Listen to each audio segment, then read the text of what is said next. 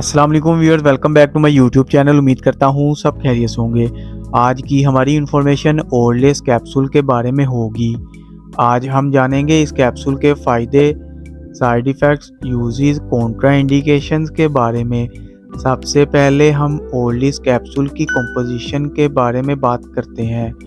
ओरलिस state इस capsule की composition है और इस कैप्सूल का जेनेरिक काम एंटी ओबेसिटी के लिए इस्तेमाल किया जाता है, यानी हर किस्म के मोटापे के लिए इस्तेमाल किया जाता है। और ये ओरलिस कैप्सूल खुसूसी तौर पर मोटापे और वज़न को कम करने के लिए इस्तेमाल किया जाता है। डिटेल में जाने से पहले जिन लोगों ने हमारा चैनल सब्सक्राइब नहीं किया, सब्सक्राइब कर लें। वीडियो को लाइक और शेयर ज़रूर करना ना भूलें ताकि नेक्स्ट नोटिफिकेशन आप तक आसानी पहुंच सके। अब चलते हैं वीडियो की डिटेल की तरफ।